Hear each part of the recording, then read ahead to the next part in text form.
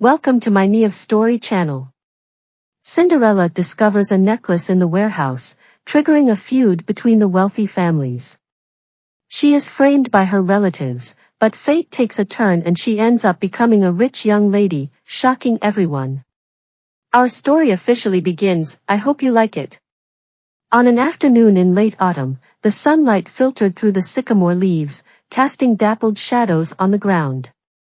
Andrea wrapped her thin jacket around herself tightly, as the late autumn chill always seemed to easily penetrate her not very thick clothing.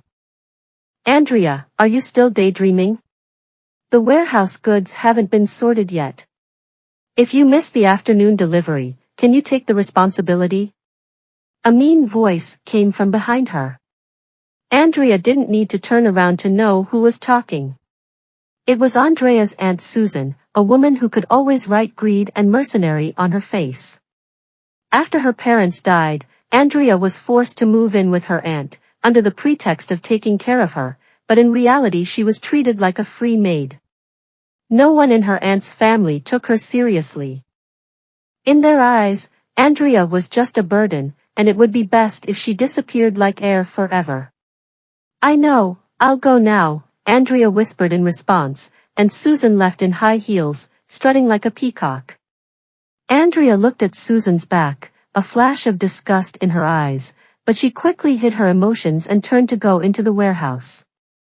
The warehouse was full of all kinds of miscellaneous objects, and a musty smell filled the air. Andrea skillfully organized the shelves. Suddenly, an exquisite wooden box fell from the shelf and landed at her feet. Andrea bent down to pick up the box and dusted it off. The box was engraved with a lifelike camellia flower, a delicate craftsmanship that Andrea had never seen before. For some reason, Andrea opened the box, and inside it lay quietly a simple silver necklace. The pendant was a heart-shaped gemstone, translucent and exuding a soft glow. Andrea couldn't help but take the necklace in her hands. A strange warm current surged from the palm of her hand into her body, as if the jade had some kind of magical power that could dispel the gloom in her heart. What are you doing? Susan's sharp voice rang out at the warehouse entrance, startling Andrea and causing her hand to shake. The box fell to the ground, and the jade necklace rolled out, emitting a bright glow in the dim warehouse. Susan's gaze was drawn to the necklace. She stared greedily at the gem, as if she saw a rare treasure. What is this? Where did it come from? She snatched the necklace from Andrea's hands and asked impatiently. Before Andrea could explain, Susan had already decided that she had hidden the treasure. Pointing her finger at Andrea's nose, she shouted at her, "You ungrateful wretch, the Farleys have supported you for so many years, and you actually stole something. If you don't explain yourself clearly today, you won't get any dinner." Susan's daughter Linda also rushed over when she heard the commotion. When she saw the necklace in Susan's hand, Linda's eyes lit up and she shrieked, "Mom, this necklace looks really valuable, maybe we can sell it for a lot of money." Susan's eyes lit up even more when she heard this. She grabbed Andrea's arm and said viciously, "Tell me, where did you get this? If you don't tell the truth, I'll take you to the police." Andrea struggled desperately, but it was useless. Susan was incredibly strong, and Andrea felt like her arm was about to be crushed. Just then, the warehouse door was suddenly pushed open, and a clear voice came, "Stop. What are you doing?" Sunlight streamed in through the doorway, and Andrea saw the person coming. For a moment, she felt as if a ray of light had shone into her desperate life.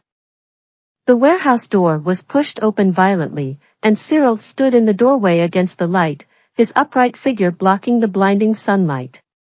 He narrowed his eyes slightly, his sharp gaze sweeping across the warehouse and finally landing on Andrea's arm, which was red from Susan's grip. His brows furrowed momentarily.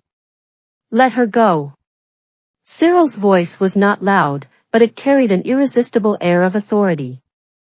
Susan was obviously shocked by Cyril's aura, but her greed made her unwilling to give up the treasure she had in her hands. She smiled flattery. Master Cyril, why have you come? Are you here to find this girl Andrea? After saying this, she deliberately emphasized the word girl, as if Andrea was some lowly servant. Cyril ignored Susan's flattery and walked straight up to Andrea. He gently pulled away Susan's hand and pulled Andrea behind him. His actions were gentle but firm, as if to proclaim that Andrea belonged to him and no one was allowed to bully her. Are you okay? Cyril looked down at Andrea with a tone of voice that carried an imperceptible hint of concern. Andrea shook her head. Susan's rudeness made her arm ache, but Cyril's concern made her feel a little warmth. She had not felt protected like this for a long time, ever since the death of the Farleys. Seeing how Cyril defended Andrea, Susan felt a little intimidated, but she didn't dare to vent her anger at Cyril, so she took it out on Andrea again. Andrea, you vixen, you actually seduced Master Cyril. Explain to Master Cyril right now that you didn't steal this necklace. Aunt Susan, why are you slandering me? Andrea bit her lip. Susan's slander made her feel extremely aggrieved. I found the necklace when I was tidying the warehouse. I had no idea what it was, and I certainly didn't steal it from you. How dare you argue back? Susan raised her hand, as if to hit Andrea, but Cyril grabbed her wrist. Assistant. Cyril looked at Susan coldly. Don't you dare touch her again. Susan's wrist was painfully squeezed by Cyril, but she dared not resist, and could only watch Cyril protect Andrea behind her, her eyes full of resentment and calculation. Cyril let go of Susan's wrist, turned around, took out a check from his pocket, wrote down a series of numbers with a few strokes, then turned around and slipped the check into Susan's hand, saying, "This is 1 million, enough to buy the broken necklace you have on." Susan caught the check in a panic, her eyes wide. She never dreamed that a necklace could sell for so much money. Master Cyril, you are so generous. Susan's attitude instantly changed 180 degrees, her face full of a flattering smile. This necklace was originally stolen by this girl Andrea. I'll have her bring the necklace to you. After saying this, Susan snatched the necklace from Andrea's hands and handed it to Cyril, saying, Master Cyril, look, this is the necklace, and now it is yours. Cyril didn't even look at Susan, let alone reach out to take the necklace. Instead, he looked down at Andrea with a playful smile curling the corner of his mouth. Andrea, do you want this necklace? Andrea was stunned. She didn't understand why Cyril had suddenly asked her that, and even more so why he had helped her out of a difficult situation. Andrea hesitated, not knowing how to answer. Just say you want it, I can give it to you. Cyril's voice was low and full of magnetism, as if it carried some kind of bewitching magic. Andrea's heart suddenly raced. She looked up into Cyril's deep eyes, and a strange feeling welled up in her. Andrea was about to speak when the warehouse door was rudely pushed open again. A woman dressed in a flamboyant manner stormed in, her face turning pale at the sight of Andrea and Cyril standing together. Cyril, what are you doing here? Andrea recognized the woman as Cyril's ex-girlfriend, Bella. The atmosphere suddenly became tense, and Andrea sensed that an even bigger storm was about to come. Bella's sudden appearance instantly lowered the already tense atmosphere to freezing point. Like an angry peacock, she strutted up to Cyril with her head held high, but her gaze was fixed like a viper on Andrea. Cyril, aren't you going to introduce me? Who is this? Cyril raised his eyebrows flirtatiously, his tone tinged with a hint of playfulness. Why, do I need to report to you if I know someone? Bella's face froze, and then she put on a fake smile. Cyril, what are you talking about? I'm just concerned about you. This lady beside you looks so pitiful. Has she been wronged in some way? After saying this, Bella deliberately emphasized the words charming and pitiful, and her eyes were full of disdain and provocation. Andrea could hear the undertones in Bella's words, and she coldly raised the corners of her mouth. She was about to speak in return when Cyril pulled her behind him.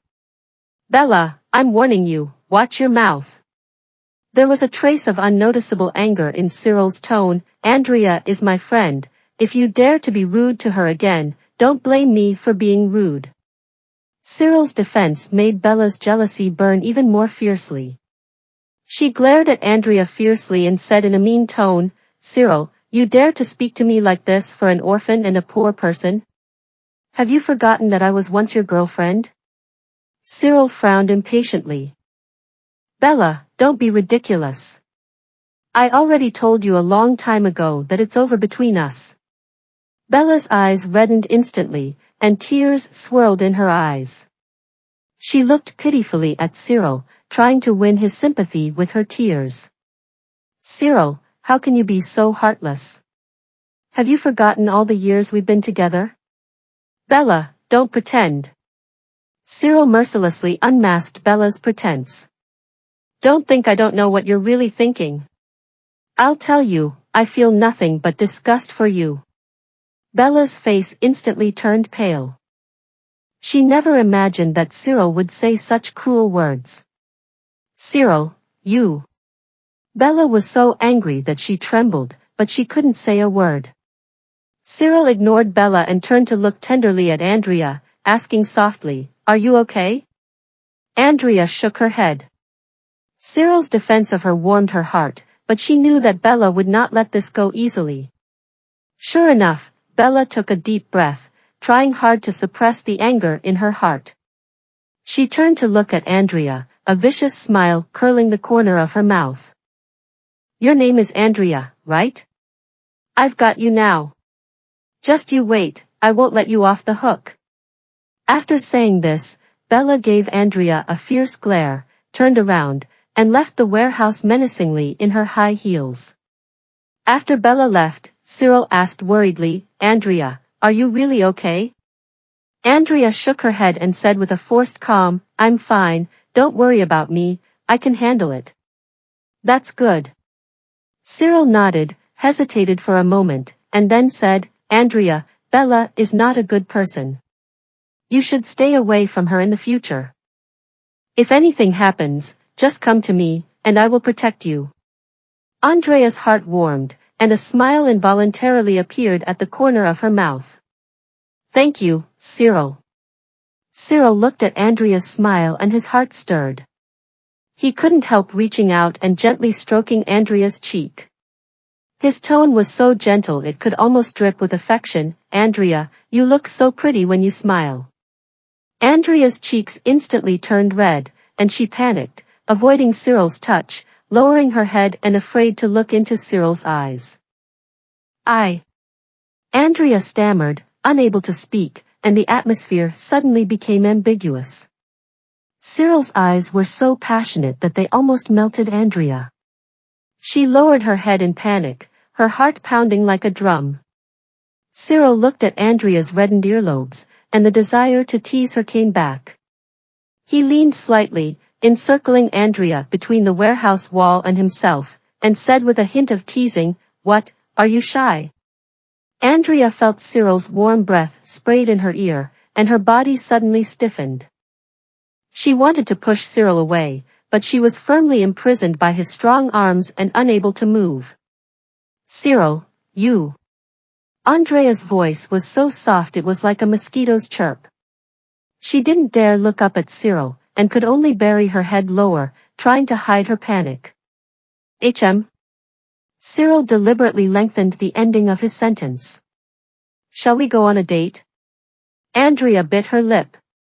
The masculine scent of Cyril surrounded her tightly, and she felt her heart beating faster and faster, as if it were about to jump out of her throat. She took a deep breath and tried hard to calm herself down. Cyril, please don't be like this. Andrea, Cyril suddenly stopped joking and looked Andrea in the eye as he said, Word for word, I like you. Andrea was stunned. She wondered if she had heard it correctly. How could Cyril, a rich playboy born with a silver spoon, like her? How was that even possible? Cyril, don't be ridiculous. Andrea forced a smile to hide her confusion. I'm not joking, Cyril said with a serious expression. Andrea, I'm serious. I like you. I liked you from the moment I first saw you. Cyril's words were sincere and warm, and they sent waves of emotion through Andrea's heart. She didn't know how to react, and could only stare blankly at Cyril. Cyril looked at Andrea's surprised expression and knew what was going on in her mind. He knew that Andrea must be very confused right now, but he didn't want to pressure her. He just wanted her to know how he felt. Andrea, you don't need to give me an answer right away, Cyril smiled gently. I just want you to know that I like you, and I'll wait for your answer. After saying this, Cyril let go of Andrea and turned to walk towards the warehouse. When he reached the door, he suddenly stopped in his tracks, turned back to look at Andrea, and raised the corner of his mouth into a devilish smile. Andrea, I will make you fall in love with me. Andrea looked at Cyril's departing back, her heart filled with mixed emotions. Cyril's confession was like a stone, stirring up 1,000 ripples in her calm heart. She didn't know how she felt about Cyril, she just knew that her peaceful life had been completely thrown into disarray by his appearance. Andrea walked home in a daze, thinking about Cyril's confession the whole way. She didn't know what to do. She never thought she would cross paths with someone like Cyril, let alone that Cyril would like her. When she got home, Andrea lay on her bed, tossing and turning, unable to sleep. Cyril's smile kept popping up in her mind, distracting her. She didn't know whether she should accept Cyril or not. Cyril's family background put her off. Just as Andrea was hesitating, her phone suddenly rang. Andrea picked up the phone and saw it was Bella calling. Andrea had a bad feeling and hesitated for a moment before answering the phone. Hello, Bella. Andrea, you'd better stay away from Cyril. You have to understand, he's only seen a lot of rich girls before. He's never met an orphan like you before, so he's just interested in you for a while. A menacing voice came from the other end of the line. Andrea had not had time to respond before Bella hung up. Andrea held the phone in her hand, her heart cold. Bella's threat made her realize that the gap between herself and Cyril was like an insurmountable chasm, separating them into two different worlds. The next day, as soon as Andrea walked into the classroom, she felt the strange stares of her classmates. She walked to her seat and sat down, and the classmates next to her immediately moved away from her as if to avoid the plague. Did you hear? Andrea is actually seducing Cyril. Is that true? She doesn't know her own worth, and she dares to fancy Cyril? I heard that Bella has already made it known that she wants Andrea to be unable to stay in City A. The chatter of her classmates around her reached Andrea's ears, making her feel like she was sitting on pins and needles. She didn't know what Bella had done to make everyone believe her. Andrea wanted to explain, but found herself unable to defend herself. Only then did she realize that Bella's revenge had already begun. Rumors spread like a virus across the school campus, and Andrea could feel the stinging glances wherever she went. How could Bella, the arrogant princess of City A, let go of any opportunity to humiliate her? Look, that's the Cinderella who tried to seduce Cyril. She's not even pretty. Does Cyril even like her? A voice of acidulous ridicule came from behind Andrea. She clenched her fists, took a deep breath, and told herself to calm down.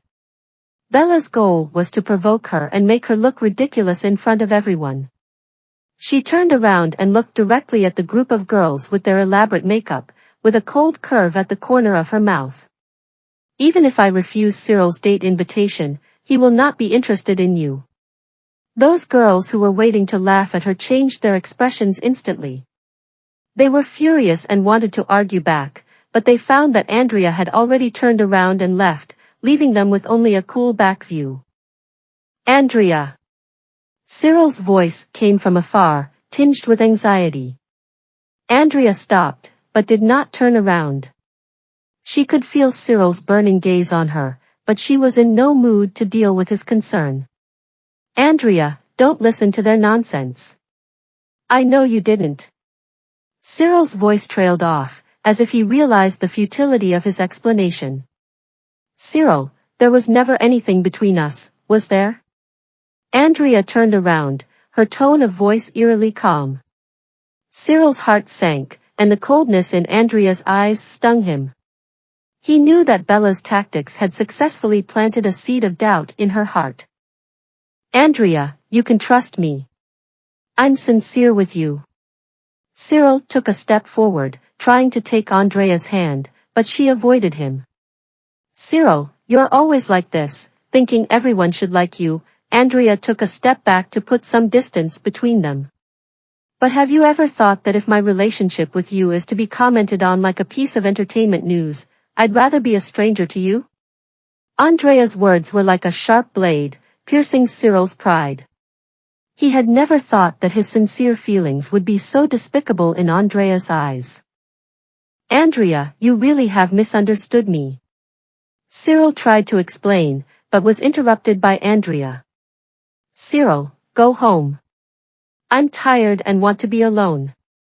After saying this, Andrea no longer paid any attention to Cyril's expression, and turned towards the school gate and walked away.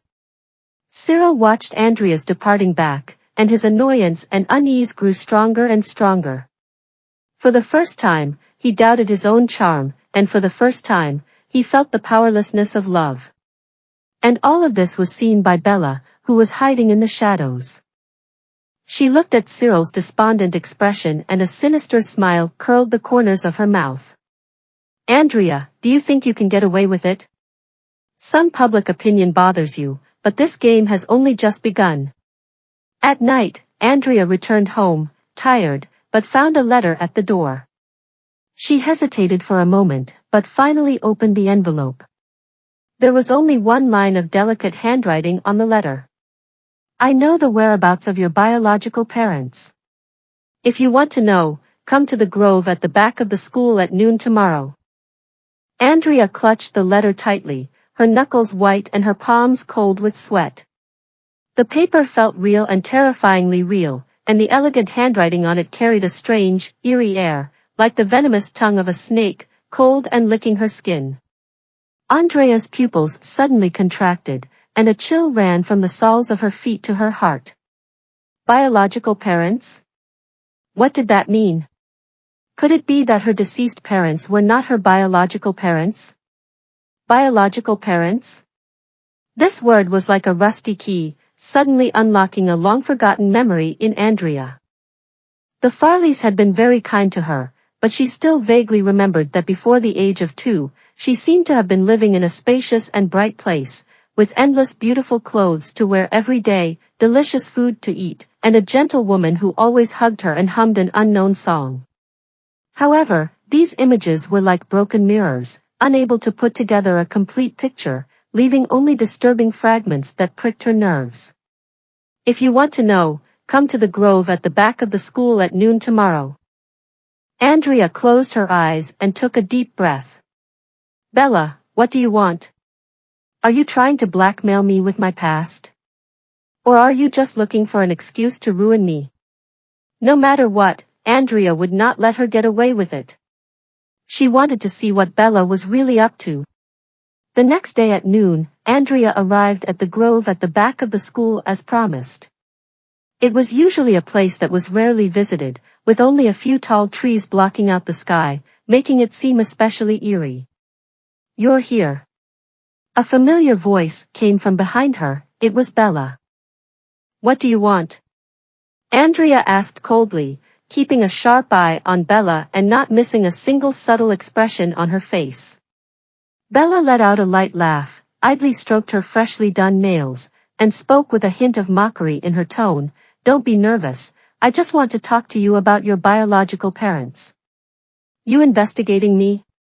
Andrea narrowed her eyes, a wave of anger burning in her chest. Don't put it so bluntly, I'm just concerned about you. Bella walked up to Andrea and looked down at her condescendingly, with a vicious smile curling the corners of her mouth. Do you know that you were not actually born to the Farleys? You're just an abandoned orphan. Andrea's heart suddenly sank. Bella's words were like sharp needles, piercing her heart. Although she had long suspected her real identity, when the truth was laid bare before her, she still felt a piercing pain. Bella looked at Andrea's pale face and her heart was filled with the pleasure of revenge. She continued, "Do you want to know who your real parents are? I can tell you, but you have to promise me one condition." Andrea took a deep breath, trying to suppress the anger in her heart, and asked coldly, "What's the condition?" Bella leaned into Andrea's ear and whispered, "I want you to leave Cyril and disappear from his world forever." Leave Cyril? Andrea looked at Bella like she was looking at a clown, with a mocking curve at the corner of her mouth.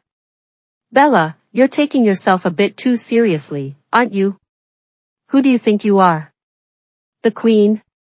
You want me to leave Cyril with just one sentence? You're dreaming. What I'm going to tell you now is that I didn't originally agree to go out with Cyril, but now that I see you looking so angry and furious, I've decided that going out with Cyril is a good idea." You! Bella was livid. She had never imagined that Andrea could be so tough and completely ignore her. Andrea took a step forward, approaching Bella, her eyes sharp as knives. "I'll tell you, Bella, I'm not intimidated by you." Andrea finished, turned around and left without looking back. She left Bella standing there, shaking with anger, her hideous expression not concealed by her delicate makeup. "Andrea, you just wait. I won't let you get away with this." Bella growled at Andrea's back, her teeth clenched. Andrea returned to the dormitory, her mind constantly replaying Bella's words, and a heavy stone weighed on her heart. She stirred the coffee in her cup and let the bitter taste spread in her mouth. Was she really an abandoned child? The Farleys had never mentioned her origins, and she had naively believed that she was their biological daughter. But if what Bella said was true, then who were her real parents? Where were they? And why had they abandoned her? Although Andrea was sad, life went on, and graduation day arrived in the blink of an eye. Andrea gave a speech as the valedictorian.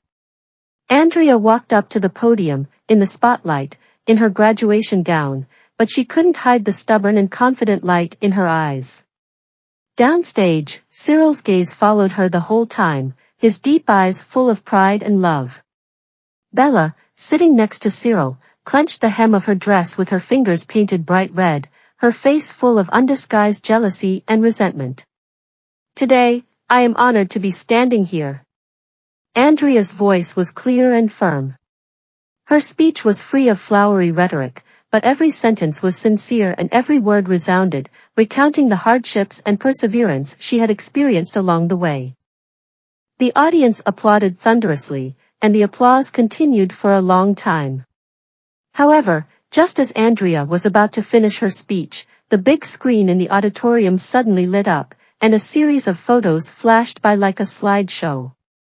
The photos showed Andrea working part-time in a bar, handing out flyers on the street, and even eating instant noodles at a roadside stall. Each of these photos was like a sharp blade, painfully piercing Andrea's self-esteem. The audience began to whisper, and the originally admiring glances gradually turned to suspicion and contempt. Andrea froze in place, her mind blank. She didn't understand how these photos could have appeared here, and even less why someone would want to humiliate her like this. She looked at Cyril subconsciously, but he was also looking at the screen in shock, while Bella next to him was smiling with satisfaction. "I know I come from a poor family." Andrea took a deep breath and tried to control her trembling voice. "I have done many jobs that others don't care about in order to make a living. But I have never forgotten my dreams, and I have never done anything against my conscience." "Poorly off? Andrea, you're such a good actress." Bella suddenly stood up, picked up the microphone, and said in a mean tone, "Do you think I don't know?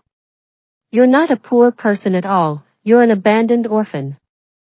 The only reason you're close to Cyril is because of his money. Bella's words were like a bomb that exploded in the crowd, and the noise of discussion from the audience grew even louder. Andrea looked at Bella in disbelief. She didn't understand why Bella was slandering her so maliciously, and even less why Bella knew about her background. Bella, shut up. Cyril stood up abruptly, trying to stop Bella from continuing, but Bella pushed him away. Cyril, how long are you going to let her deceive you? Bella pointed at Andrea and shouted, do you know that she has been using you? She doesn't love you at all, she loves your money, your status, everything about you. Andrea felt her vision darken. Bella's words were like sharp knives, tearing her last shreds of dignity to pieces. She stumbled back, but tripped over the step and fell to the ground in a heap. Enough! A low and majestic voice suddenly sounded, and the crowd automatically parted. A well-dressed man in a suit with an extraordinary bearing strode onto the stage and helped Andrea up. The man looked at Andrea with pain and pity in his eyes. He gently patted Andrea's shoulder, then turned to face the crowd below and said in a loud voice, I am Andrea's father, and I am filled with anger and grief for what my daughter has suffered today. I will pursue this matter to the end and make those who maliciously slandered my daughter pay the price. The man's deep eyes swept over the crowd below, and an invisible pressure made the originally noisy auditorium instantly fall silent. He helped Andrea up and gently patted the dust off her, saying softly, don't be afraid, Daddy's here. Andrea looked up in disbelief, her vision blurred by tears. She had never hoped to find her biological parents, let alone meet her father in such a way on such an occasion. But she could clearly feel the warmth and love emanating from the man, and it was real, unfeigned. You. Who are you? How did you? Andrea was choking back tears, her mind in a whirl, with a million questions racing through her head. Before the man could reply, Bella's shrill voice rang out again, pretend, just keep on pretending. You think you can just find any man to pretend to be your father? How ridiculous. The man gave Bella a cold glance, his eyes fierce like an ice blade, causing Bella to shiver involuntarily. He turned around and faced the crowd below, speaking in a deep voice, I am Ryan, the chairman of TSBC Holdings. Andrea is my daughter, who went missing in an accident 20 years ago. Today, I have finally found my daughter, and I will make those who have hurt her pay. Ryan's words were like a bolt of thunder that exploded in the crowd. TSBC Holdings, that's the country's largest company, and Ryan is a legendary figure in the business world.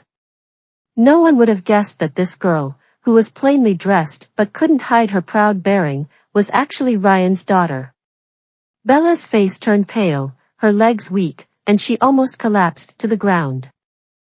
She had originally thought that Andrea was just a woman who would do anything for money, and that she was the real match for Cyril. But now, all her sense of superiority had been shattered. Cyril was also shocked. He looked at Andrea in disbelief, and the scene of their first meeting flashed through his mind. Andrea's strong and independent character, outstanding learning ability, and elegant temperament, which had originally puzzled him, now had a reasonable explanation. It turned out that she was not a sparrow, but a canary trapped in a cage. Even in a difficult situation, she could not hide her innate radiance. Ryan ignored the reactions of the crowd and took Andrea's hand, walking down the stage step by step. His gaze swept over those who had once treated Andrea coldly, even adding insult to injury, and a flash of coldness appeared in his eyes. I will find out everything that my daughter has been through over the past 20 years. I will make everyone who has hurt her pay. Ryan's voice was cold and decisive, with an unquestionable air of majesty. Andrea tightly gripped Ryan's hand, feeling the warmth and strength from her father. At this moment, the grievances and pain that had been pent up in her heart for many years finally found an outlet. She was no longer the helpless little girl, she had shoulders to lean on. Ryan led Andrea straight out of the auditorium, leaving everyone else looking at each other in shock. Bella could no longer hold herself together and swayed, collapsing to the ground. Ryan took Andrea back to his home, a luxurious villa in the heart of the city. Andrea looked at the resplendent surroundings and felt a mixture of emotions. Was this the life she was supposed to have? Ryan seemed to sense Andrea's unease. He patted her shoulder gently and said softly, "Don't worry, this will be your home from now on. Dad will make up for what he has owed you for the past 20 years. Andrea nodded, her eyes slightly reddened. She wasn't greedy for wealth and glory, she just longed for the warmth of family. In the end, Andrea and Cyril finally had a sweet date and a bright future. As for Bella, who cares? She was just a supporting actress with little ability.